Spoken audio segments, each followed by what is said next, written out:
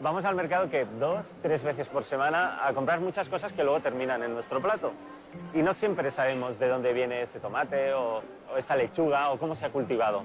Lo que sí sabemos es que queremos que el tomate sepa tomate, que sea lo más natural posible y ahora también que no sea transgénico. Pero, ¿qué quiere decir que no sea transgénico? ¿Qué te ha llegado a ti de los transgénicos? Yo tengo entendido que son los alimentos que están manipulados, ¿no? Que no están como en criaderos y sitios así, no es tan natural. Que hacen que crezcan más rápido, más bonito, que sean más grandes, pero que al final es perjudicial para nosotros. Y por eso, por ejemplo, la carne es muy cancerígena ahora y eso. ¿Aquí tenéis transgénicos? ¿No? Mira a ver ahí ¿me pone cocina internacional? ¿Sí? Míratelo ahí. En cocina internacional, vale. No, yo creo que transgénico no, porque nosotros el tomate lo vendemos de Murcia, hay uno que lo vendemos de aquí. Pero ¿se venden en algún sitio los transgénicos? Bueno, yo no lo vendo. Imagino que puede haber, yo no.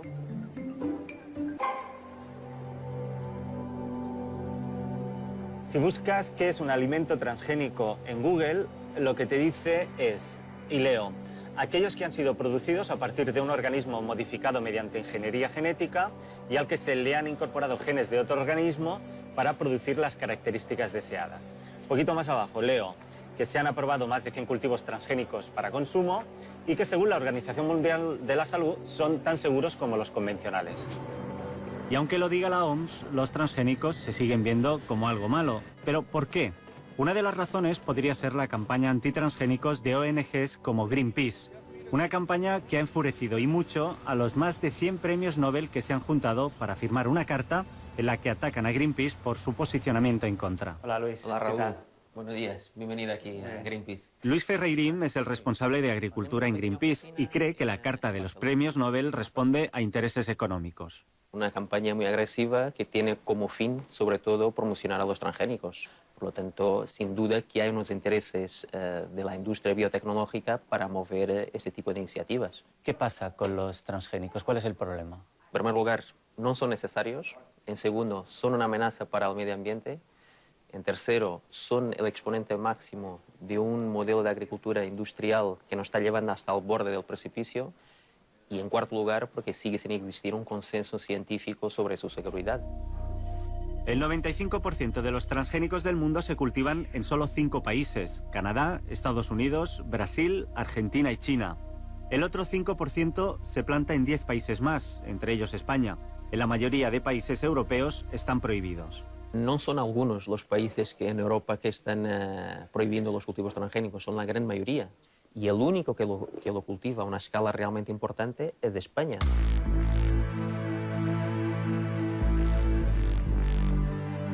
En España solo está permitido un tipo de cultivo transgénico y la gran mayoría se concentra en Aragón y en Cataluña. Ahora estamos en Lleida, donde aproximadamente la mitad del maíz que se cultiva aquí es transgénico. Este de aquí es un campo donde se cultiva maíz, pero como a simple vista no se puede saber si una plantación es transgénica o no, me acompaña Pere Costafreda, que es ingeniero agrónomo. Esto es maíz transgénico y ¿esto nos lo comemos nosotros o para qué se dedica este maíz? Este maíz, lo más habitual en nuestra zona es que sea aprovechado para consumo animal, para fabricar piensos en seco o en húmedo. Eso es más del 90% del consumo del maíz local. ¿No hay ninguna diferencia entre el maíz transgénico y el convencional? El transgénico lleva añadido un gen que genera una proteína, que esa proteína tiene una acción insecticida respecto a un tipo de insectos y nada más. Por tanto, el gran beneficio para el agricultor es el aumento de productividad.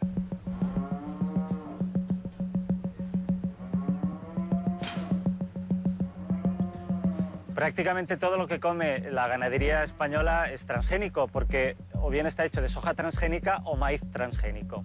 He quedado con Quim Baucells, que es nutricionista veterinario, para que me cuente si eso puede llegar a ser un problema. ¿Es habitual que los animales coman soja, maíz transgénico? En España muy habitual, básicamente porque España es un país que es deficitario en cereales y nos llegan pues las leguminosas, en este caso el turto de soja, proceden de países donde la gran mayoría de la producción es transgénica. si estas vacas comen, por ejemplo, la soja o el maíz que hay aquí transgénico, ¿su leche o su carne es transgénica también? No. A ver, la Organización Mundial de la Salud y todas las agencias internacionales son muy estrictas al respecto a la seguridad alimentaria. Ya desde un principio, en los años 2000, ya confirmaron que no se habían encontrado jamás restos de ADN de los animales que consumían productos transgénicos. Esto es la soja, que probablemente procede de Estados Unidos o de Brasil. Fíjate, alimento de harina de habas de soja producido a partir de habas de soja modificadas genéticamente, OGM. Cuando se alimenta al ganado, lo que normalmente se tiene en cuenta es el precio del pienso, que salga a cuenta. Y se ve que el transgénico es muy competitivo. Pero ¿eso quiere decir que es de menos calidad? Yo, desde un punto de vista nutritivo, para mí es exactamente igual un silo de maíz transgénico que un silo de maíz no transgénico convencional. La leche o la carne de las vacas no es transgénica, por más pienso transgénico que coman. Vale, ¿y nosotros qué? ¿Qué transgénicos comemos? Cuando vamos al súper, ¿qué podemos comprar transgénico? Hola, Rosa María. Hola. ¿Qué tal? Rosa María Espinosa es nutricionista y experta en tecnología de los alimentos. La persona perfecta para decirme de todo lo que compramos en el súper qué es transgénico y qué no. A ver, trigo, No, esta no sirve. Trigo, no. Tiene que ser maíz, por ejemplo. Tendríamos que ver en los ingredientes. No pone nada. No pone, y tendría que poner que es transgénico, porque viene del maíz. No necesariamente. No todo el maíz es transgénico. ¿Qué sucede? Que a nivel de etiquetado están obligados a indicar siempre y cuando haya más de un 0,9% de contenido transgénico. Si está por debajo del 0,9 se consideran trazas y entonces no están obligados a etiquetarlo. Pero entonces no comemos transgénicos, en realidad. O no lo sabemos. Ah. La idea del etiquetado es que el consumidor sea libre y pueda escoger. Pero para eso necesitamos un buen etiquetado.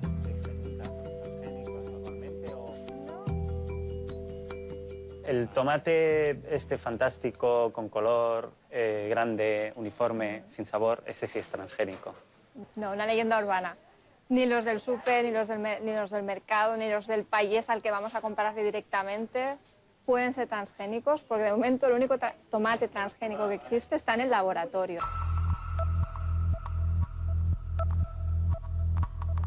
Los tomates transgénicos están aquí, en invernaderos y laboratorios como este en el que trabaja José Miguel Mulet, uno de los investigadores que más ha levantado la voz a favor de los transgénicos. Podéis grabar dentro, pero que no se pueda reconocer en qué parte estamos. Claro, hay riesgo de que vengan los ecologistas o Y te lo destrocen. Siglo XXI en Europa y tengas que estar con tonterías de estas, de no poder decir dónde estás.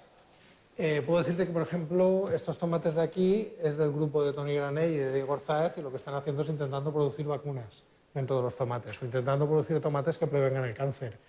Es decir, no solo...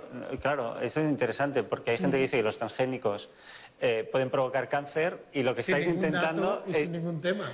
Y lo que estáis buscando es lo contrario. Sí, es una de las cosas que puedes hacer, una de las muchísimas cosas que te permite la tecnología. De hecho, ya tienen varias publicaciones, el grupo este en concreto, y que han visto que en ratones se previene un 30%. Ahora falta verlo en humanos. Los ecologistas utilizan una falacia que en ciencia se llama el cherry picking, que es coger el estudio que le interesa y ignorar todos los estudios que lo rebaten, porque muchos de esos estudios luego se rechazan por fallos metodológicos. Pero en cambio ignoran la gran mayoría de estudios que hablan de la seguridad de los transgénicos. Y ahí no hablamos de 6 o 7 estudios, ahí hablamos de cientos. Porque también te dicen, no, es que esto está controlado por las empresas. Mentira. Es decir, los que lo controlan son la EFSA en Europa, que es una institución que depende del Parlamento Europeo. Y hay que tener en cuenta que tanto poder no tienen las empresas si en 20 años solo han conseguido en Europa aprobar una variedad para siembra. Menudo lobby si en 20 años solo consigues sacar un producto al mercado. Yo diría que es una mierda de lobby, ¿qué quieres que te diga?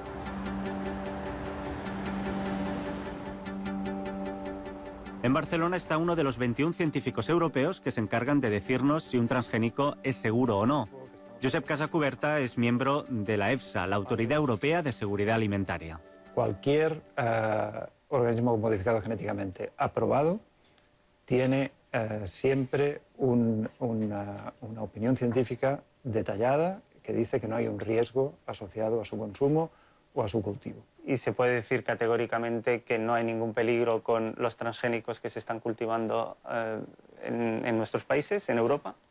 Todos ellos han pasado un análisis de riesgo, como digo, extremadamente riguroso. Y no hay un riesgo mayor que el de las plantas que no son transgénicas. Eso es lo que hacemos, un análisis comparativo. Cuando queremos estudiar un maíz transgénico, comparamos este maíz transgénico con un maíz convencional. Deberíamos de intentar fiarnos más de lo que son las estadísticas, de lo que son los análisis rigurosos científicos, que de nuestras intuiciones.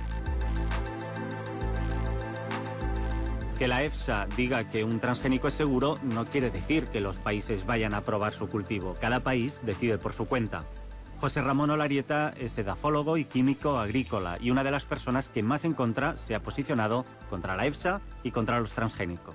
La Agencia de Seguridad Alimentaria Europea está demostrando a lo largo de todo el proceso que es una agencia muy sesgada a favor de los transgénicos. Entonces, para mí, hace días que ha perdido cualquier credibilidad lo que puede decir. ¿Y cuáles son los problemas de cultivar transgénico? En definitiva, son una manera de seguir privatizando las semillas, ¿no? El primer intento fue con todos los híbridos y ahora es pues, otra vuelta de tuerca para conseguir, digamos, con el control de la semilla. Con los transgénicos, al estar patentados, si tú te guardas la semilla y la utilizas, puedes ser denunciado porque estás infringiendo los derechos de patente. El único maíz transgénico autorizado en España es el llamado maíz BT o MON 810. MON viene de Monsanto, la mayor empresa del mundo de ingeniería genética de semillas. Y ahora, con su unión con la farmacéutica Bayer, se ha convertido en la empresa agroquímica más poderosa del planeta. Las semillas transgénicas están patentadas y cuando los agricultores las compran, firman un acuerdo obligatorio en el que se comprometen a no reutilizar ni guardarse las semillas. Así Monsanto se asegura ganar dinero cada año.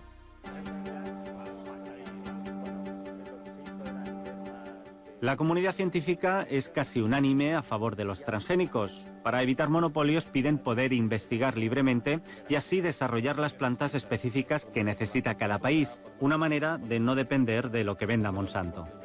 Uno de los sitios donde se investiga es aquí, en el CRAC, un consorcio público de agrigenómica. Que el control esté en manos de algunos es algo que nos puede preocupar como sociedad, pero eso yo creo que hay que desligarlo de los transgénicos.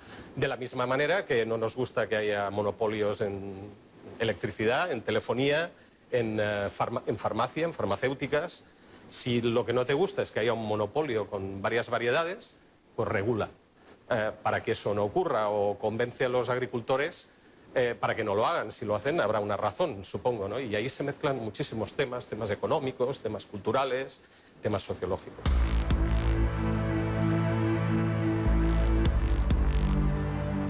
En los laboratorios se está trabajando e investigando cómo conseguir que a través de la manipulación genética pues tengamos tomates que tengan un mejor sabor, que sean más grandes, que tengan mejor aspecto. Y todo eso a pesar de que la legislación no permite que luego se vayan a comercializar. Y aunque ese momento aún no ha llegado, el momento en que podamos comprar un tomate transgénico, los científicos siguen con su camino. Como Toni Granell, biólogo molecular del CSIC, y que investiga para conseguir el tomate perfecto. ¿Ves? Y aquí ya se ven las plantitas, tiene su pequeña raíz aquí. Eso ya es una planta transgénica. Luego en el invernadero sale el tomate, un Sí. tomate transgénico, Sí. y ese tomate se queda aquí dentro, no puede salir. No puede salir. ¿Por qué? Porque la legislación española y europea para este tipo de trabajo de plantas modificadas genéticamente nos exige que las cultivemos en unos invernaderos con un nivel de contención, es decir, que no pueda entrar y salir de allí polen o semillas o plantas. Y eso a mí me suena que es porque puede ser peligroso. No, eso es porque hay una legislación y hay que seguirla. En 2012, Toni Granell descubrió un gen que hacía que el tomate fuese más dulce. Luego encontró qué genes pueden regular su sabor y ahora ha creado un tomate con propiedades para la prevención del cáncer.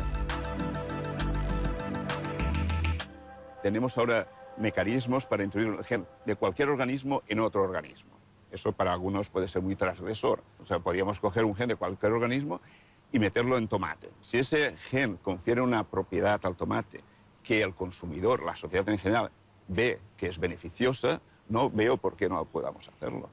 De todas formas, la mayor parte de las cosas que nos pueden interesar modificar en un tomate para ser más sabroso, para ser más grande, más productivo o más tolerante a los estreses, no hay que buscarlo en una cucaracha del Ártico ni en un pez de la Antártida.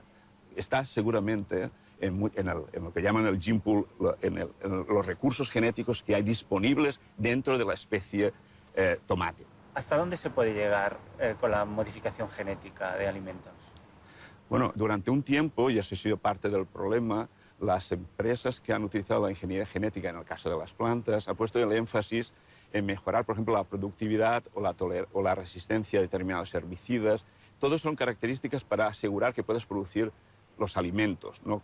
Pero eso el consumidor en general no lo ve como un interés propio, es un interés del productor o de las empresas que producen alimentos. El consumidor está más interesado en que el alimento, por ejemplo, sea más saludable, que tenga más vitaminas, que tenga más nutrientes o que sepa mejor. Y eso es lo que estamos trabajando en muchos laboratorios, porque pensamos que esa es la forma de ir, ¿no?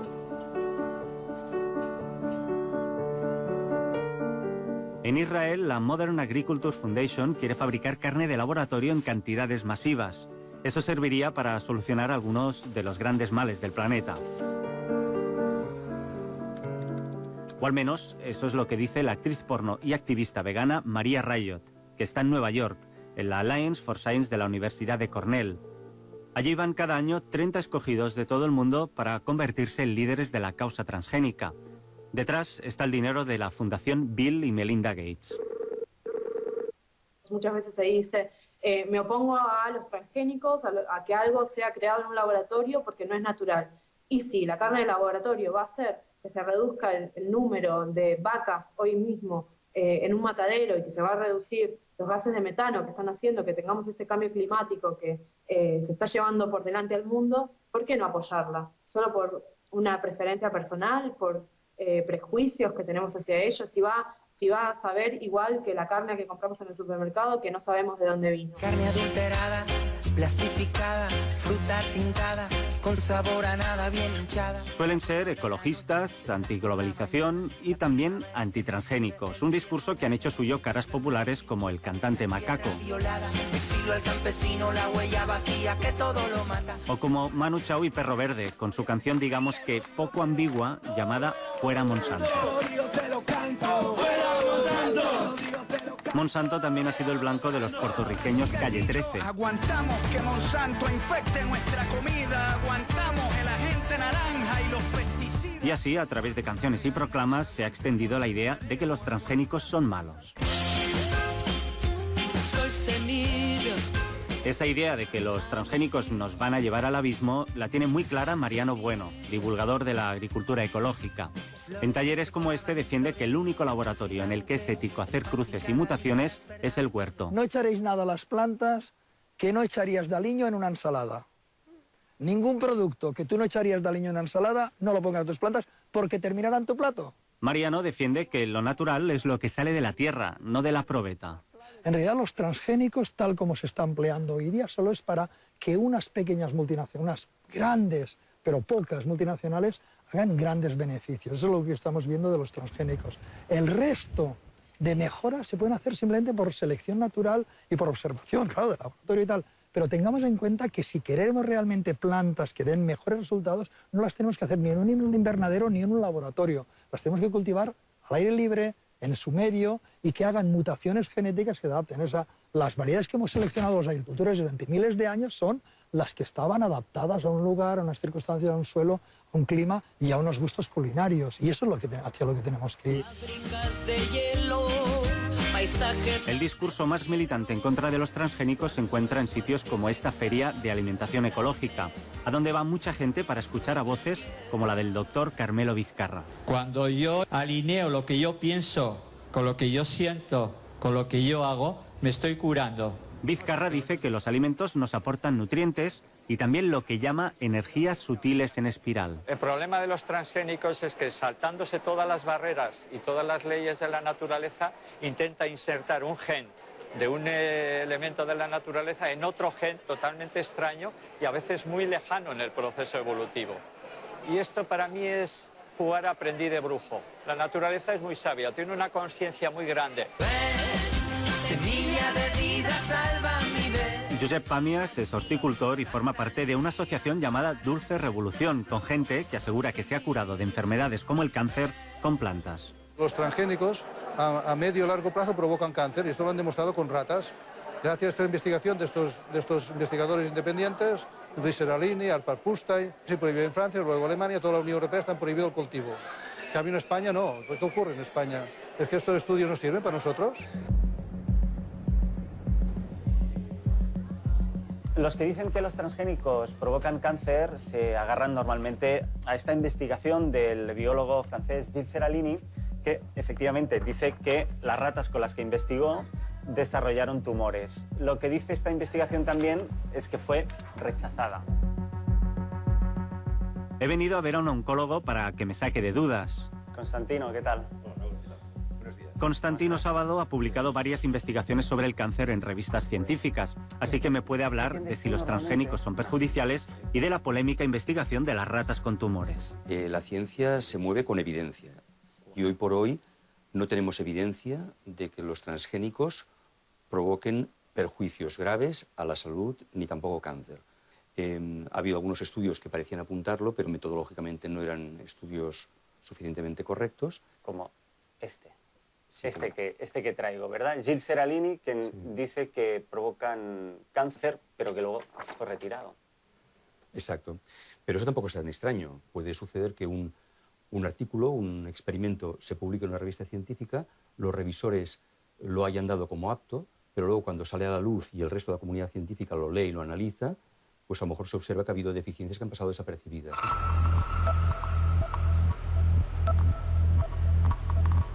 Si la comunidad científica dice que los transgénicos son seguros, si los médicos dicen que no provocan enfermedades tipo cáncer, y si además resulta que podrían resolver los problemas del planeta en el futuro, ¿por qué hay gente que continúa estando en contra?